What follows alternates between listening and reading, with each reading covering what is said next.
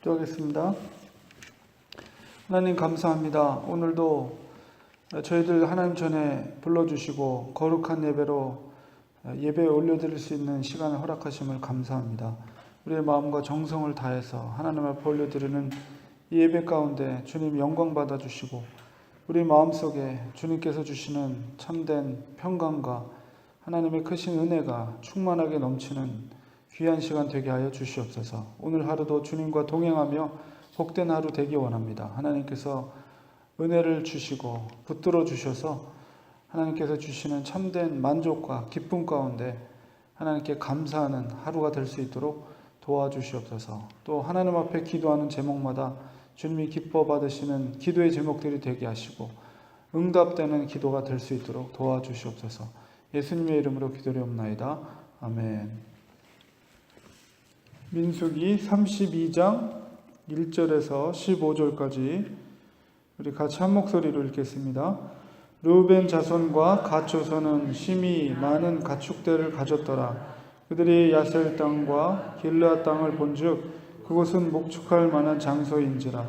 갓 자손과 르우벤 자손이 와서 모세와 제사장 엘르아살과 회중 지휘관들에게 말해 이르되 아다롯과 디몬과 야셀과 니무라와 헤스본과 엘레알레와 스밤과 느보와 부온과 곧 여호와께서 이스라엘 회중 앞에서 쳐서 멸하신 땅은 목축할 만한 장소요 당신의 종들에게는 가축이 있나이다.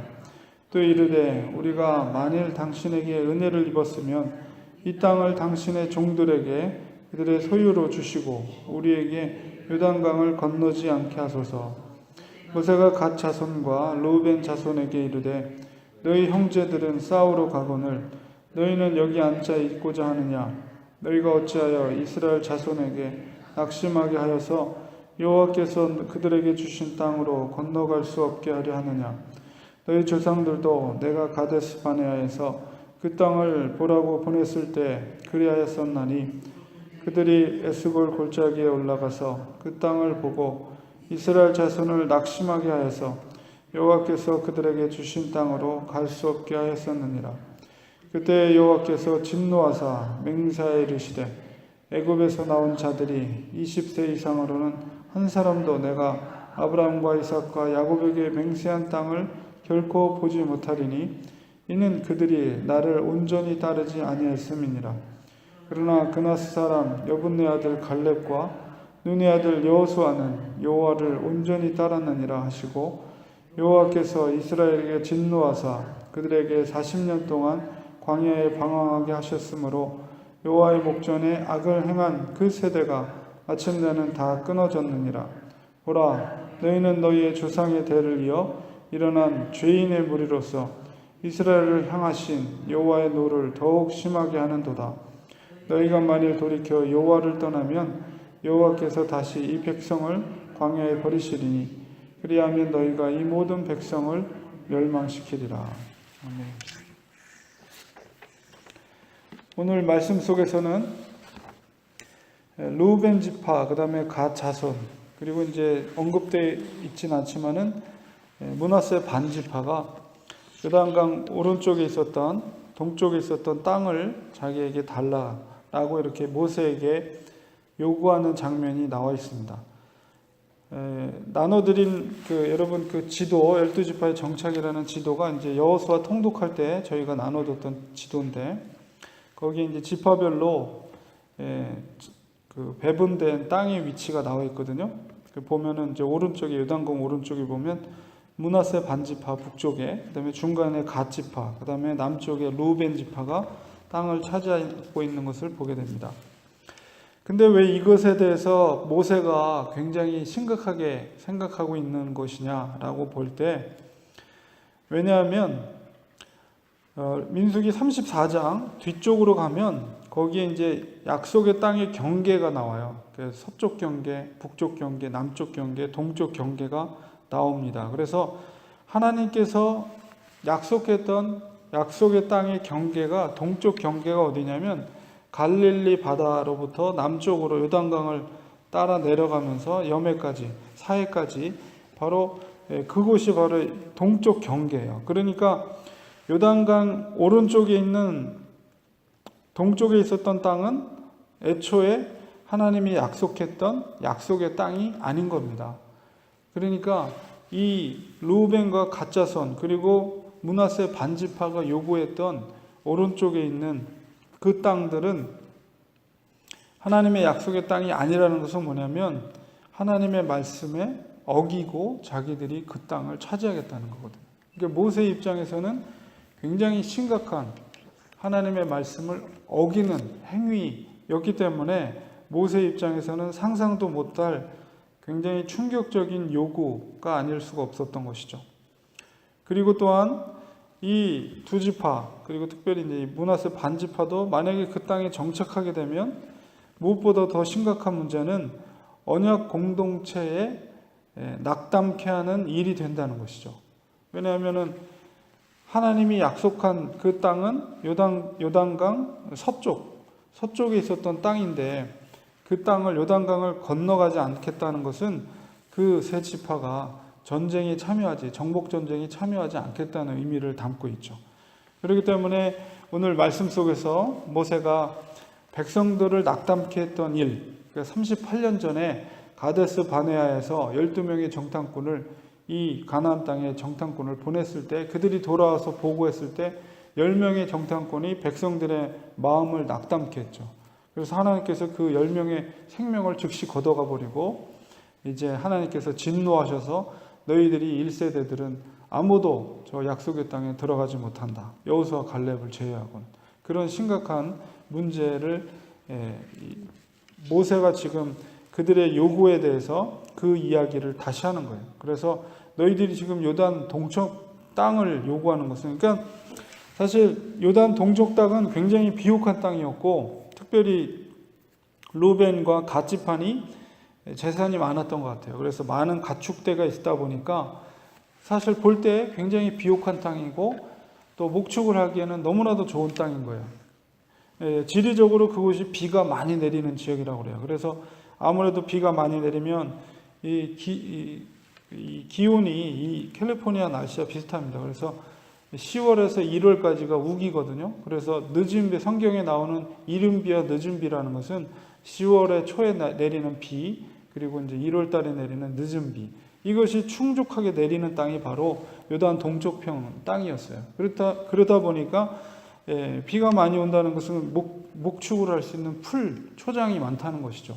그러니까 눈으로 보기에도 너무나도 좋은 땅이고 르우벤 지파와 갓 지파 자손들이 갖고 있었던 가축대들이 다른 지파에 비해서 비교적 굉장히 많은 가축대를 가지고 있었단 말이에요. 그러니까 인간적으로 생각하면 그 땅을 차지하면 자기 자손들에게 너무 좋겠다고 판단을 내린 거예요. 그러니까 모세가 그것에 대해서 너희들이 인간적으로 하나님의 언약을 따르지 않고 너희들의 어떤 현실을 보면서 현실적으로 그 땅이 좋다고 판단해서 이곳에 머무르려고 하는 것은 하나님 앞에서 굉장히 불경건한 그리고 하나님의 말씀에 불순종한 왜냐하면 하나님이 약속한 땅이 원래 그 땅이 아니었기 때문에 아무리 옆에 인접한 땅이라 할지라도 그래서 모세가 너희들이 만약에 그렇게 현실적으로 현실의 눈이 어두워서 하나님의 언약을 어기는 행위를 하는 것은 하나님이 다시 한번 38년 전에 가데스 바네아에서 하나님이 진노했듯이 너희들로 인해서 우리들이 어쩌면 약속의 땅에도 들어가지 못할 그런 진노하심을 당할 수도 있다라는 경고를 모세가 하고 있는 것이죠. 이 장면 속에서. 그래서 중요한 것은 뭐냐? 모세 입장에서는 중요한 것은 바로 하나님의 아무리 현실적으로 그렇다 할지라도 하나님의 언약의 그 가르침을 약속을 따르는 것이 언약 백성으로서 마땅히 해야 할 일이라는 것을 그들에게 경고를 하고 있는 것입니다. 그리고 특별히 언약 공동체로서 맺어진 그들이 그들이 지켜야 될 책무는 뭐냐면 하나님이 허락하신 약속의 땅을 정복 전쟁을 취해서 그 땅을 정복을 해 나가는 것이 특별히 언약 공동체로서 해야 될 일임을 그들에게 다시 한번 이야기하면서 너희들이 잘못된 생각을 하고 있다라고 이제 분명하게 지적을 하고 있는 것입니다.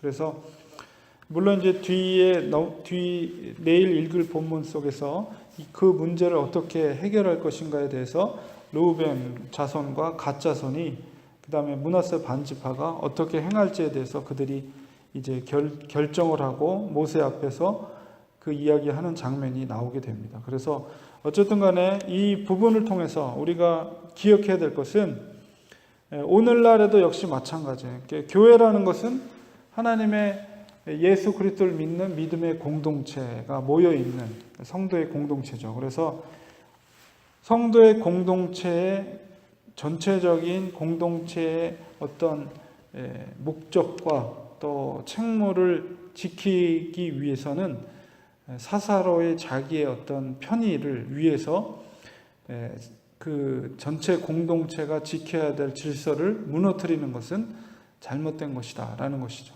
내가 좀 불편하더라도 전체 공동체를 위해서라면 우리가 그 약속대로 그리고 전체 공동체의 유익을 위해서 내 자신이 불편함을 감수해 나아가는 것이 올바른 태도라는 것을 오늘 땅의 정복전쟁 속에서 그리고 땅의 배분을 과정 속에서 우리가 기억해야 될 일이라고 볼 수가 있습니다. 그래서 우리 교회 공동체도 역시 동일한 원리를 적용하면서 우리가 정말 교회의 유익을 위해서 무엇이 옳은 것인가 이런 교회 중심, 공동체 중심의 어떤 그런 방향성, 행동의 방향성을 결정해야 될 것이고 그리고 개개인들은 내가 어떤 말을 해야 될지 어떤 행동을 해야 될지를 결정하는 데 있어서 개인 우선순위가 아니라 공동체 우선순위, 공동체의 유익을 주는 것이 어떻게 판단하고 행동하는 것인가를 우리가 우선적으로 생각하는 것이 지혜로운 판단이라는 것을 우리가 오늘 말씀 속에서 우리가 다시 한번 깨닫게 됩니다. 그래서 우리 개인의 현실을 위해서, 개인의 어떤 유익을 위해서 그것을 취하기보다는 우리는 무조건 하나님을 선택해야 됩니다. 하나님의 언약의 말씀을 선택하고 그 개인의 유익을 넘어선, 현실을 넘어선 현실을 지배하시는 하나님을 바라보는 믿음이 우리에겐 있어야 돼요. 그래서 우리가 교회의 유익을 위해서, 교회 공동체를 위한다는 것은 결국은 교회를 통해서 하나님의 영광이 드러나고 교회를 통해서 예수 그리스도의 영광이 드러날 수 있는 덕이 될 수 있는 말과 행동을 하는 것이 유익하다는 것이죠. 그래서 무조건 우리 현실이 아니라 현실을 지배하시고 현실 너머에 주관하고 계시는 하나님 그리고 하나님을 향한 믿음을 통한 결정, 내 삶의 결정 그것이 바로 하나님이 기뻐하시는 뜻이다라는 것을 우리가 다시 한번 생각하면서 우리도 어떤 말이나 어떤 행동에 있어서 무엇이 정말 교회를 유익하게 하는 것인가 이런 것을 우리 깊이 있게 다시 한번 생각하면서 어떤 행동을 할 때, 어떤 말을 할 때 그것을 주의 있게 하는 지혜로운 성도가 되는 것이 정말 하나님이 기뻐하시는 뜻이다라는 것을 오늘 말씀 속에서 깨닫게 됩니다. 그래서 우리 언약 공동체의 책무를 지키기 위해서 르우벤과 갓 자손이 지혜로운 결정을 이제 내일 말씀 속에서 하게 되는데요. 그것을 통해서 땅을 정복해 나가는 그런 역사들이 계속해서 이어지고 있습니다. 물론 그들의 지혜로운 또 선택을 통해서 사실 동쪽에 있던 땅들은 21장 21절에서 35절에 그 땅을 정복해 나는 사건이 우리가 읽었죠. 그 본문 속에서 아모리 왕 시온 왕으로부터 여기 보면은 이제 3절에 기록되어 있는 9개의 성읍이거든요. 그래서 이제 지도에 보면 야복강과 그 밑으로 가면 아르논 강이 있어요. 그 사이에 이제 갓 자손과 르우벤 자손이 자리를 차지하게 되거든요. 그래서 그 땅은 원래는 특별히 이제 그 르우벤 지파가 차지했던 땅은 원래 모압 땅이었는데 이 아모리 왕이 그 모압을 물리치면서 아르논 강까지 내려와서 그 땅을 차지하게 되죠. 그래서 결국은 왕의 대로를 지나가기를 허락했지만 그들이 허락하지 않자 이스라엘 백성들이 그 땅을 다 점령해 버리죠. 그래서 9가지 성읍과 아모리 왕 시온 왕을 다 죽여버리고 그 옥, 또 그 위에 있었던 옥 왕까지 다 승리를 거둠으로 그 땅을 다 쟁취하게 됩니다. 그래서 결과적으로는 이제 약속의 땅은 아니었지만 결과적으로는 하나님께서 그 땅조차도 이제 차지하게 하는 그런 은혜를 하나님께서 허락해 주신 것이죠. 그래서 이제 그렇지만 원래 원천적으로는 이제 그 땅이 약속의 땅이 아니었기 때문에 모세가 이제 특별하게 백성들을 낙담케 하는 일을 하지 말라는 이야기를 하면서 이제 땅이 확장되는 그런 역사들이 일어나게 된 것입니다. 그래서 이제 나머지 지파들은 이제 제비뽑기를 통해 가지고 땅을 차지하게 되거든요.